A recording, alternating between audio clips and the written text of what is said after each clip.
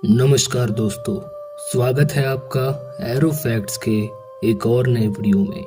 समय और अंतरिक्ष, ये दोनों ऐसी चीजें हैं जिसे हम आज तक नहीं जान पाए हैं। इससे जुड़ी कथाएं और कहानियां हमें सभी धर्मों की धार्मिक किताबों में मिलती है और आज हम आपके लिए हिंदू धर्म में बताए गए ऐसे ही कुछ यूनिवर्स और टाइम की थियोरीज लाए हैं। दोस्तों, आज के आधुनिक विज्ञान के समय में भी प्राचीन हिंदू धर्म के पुस्तकों से वैज्ञानिकों को ऐसी जानकारी मिल रही है जो हम सबको सोचने पर मजबूर करती है कि हजारों सालों पहले आखिर ये सब किसने लिखा होगा। और ऐसी ही थियरीज है मल्टीवर्स, टाइम पैराडॉक्स और पैरेलल यूनिवर्स, जिनकी जानकारी और कहानियां हिंदू धर्म में भरी पड़ी है और आज हम आपको ऐसी ही थियरीज के बारे में बताएंगे। So without wasting any time, let's get started. आज से करीब 100 साल पहले ये किसी को नहीं पता था कि ब्रह्मांड की रचना कैसे हुई, लेकिन उसके बाद कई थियरीज सामने आई जो लगातार गलत साबित हुई।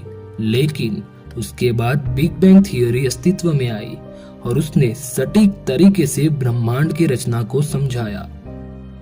और इसके कई सालों बाद एक और थियरी सामने आई जिसका नाम मल्टीवर्स थियरी है। 10 से 15 साल पहले वैज्ञानिकों ने बताया कि हमारे ब्रह्मांड जैसे ही कई और ब्रह्मांड है और इसी को मल्टीवर्स कहा जाता है। और आज वैज्ञानिकों को पार्टिकल फ्यूजन एक्सपेरिमेंट से इसके सबूत भी मिल चुके हैं, लेकिन वो आज तक इस थियरी को समझा नहीं पाए कि आखिर ये हुआ कैसे। और इसी प्रकार के मल्टीवर्स का जिक्र हिंदू धर्म में कई बार किया गया है।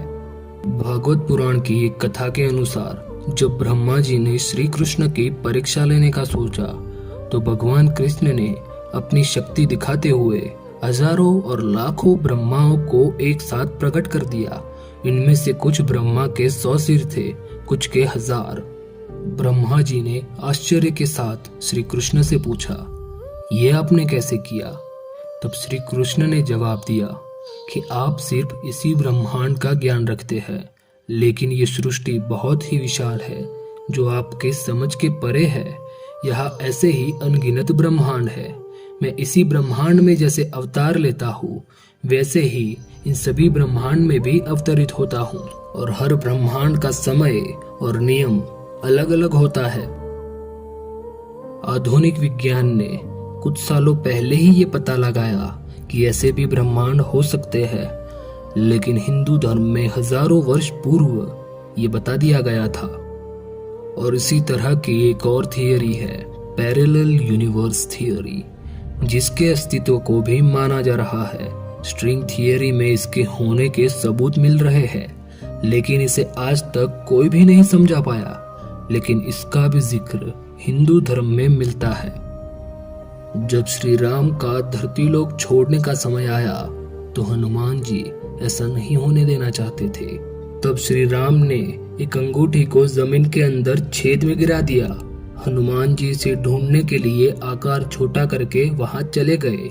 दरअसल ये नागलोक का द्वार था। जब हनुमान जी नागलोक में पहुंचे तो वहां लाखों की संख्या में अंगूठियों का ढेर लगा हुआ था। जब हनुमान जी ने नागराज वासुकी से पूछा तो उन्होंने कहा कि ये सारी ही अंगूठियां श्री राम की है। और जब भी हनुमान जी यहाँ पर अंगूठी लेने के लिए आते हैं तो श्री राम ऊपर अपना देह त्याग कर देते हैं। और ये दर्शाता है कि यहाँ पर हमारे ब्रह्मांड जैसे ही और समानांतर ब्रह्मांड है, जहाँ पर हमारे ब्रह्मांड जैसी ही घटनाएं घटित हो रही है। और इसी तरह की एक और थियरी है थियरी ऑफ रिलेटिविटी, जिसे अल्बर्ट आइंस्टाइन ने दिया था, जिसके अनुसार सभी चीजों के लिए समय समान नहीं होता। मतलब कि समय का मूल्य ग्रेविटी और स्पीड के साथ बदलता रहता है और आज हम इसे साबित भी कर सकते हैं। हिंदू धर्म ग्रंथों में हमें इसका भी जिक्र मिलता है। ब्रह्मलोक और धरती लोक का समय अलग अलग होता है। ब्रह्मलोक के कुछ ही पल धरती लोक के कई सालों के बराबर होते हैं। तो ये ऐसी कुछ थियरीज है जिसे वैज्ञानिक समझ रहे हैं, लेकिन ऐसी भी कुछ और थियरीज है जो वैज्ञानिकों की पहुंच से बाहर है, जिसे हम प्राचीन धर्म ग्रंथ कहते हैं।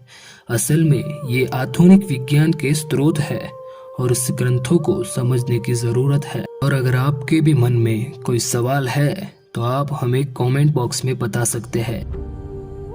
और अभी तक आपने हमारे वीडियो को लाइक और चैनल को सब्सक्राइब नहीं किया है तो कृपया कर दीजिए। आज का वीडियो यही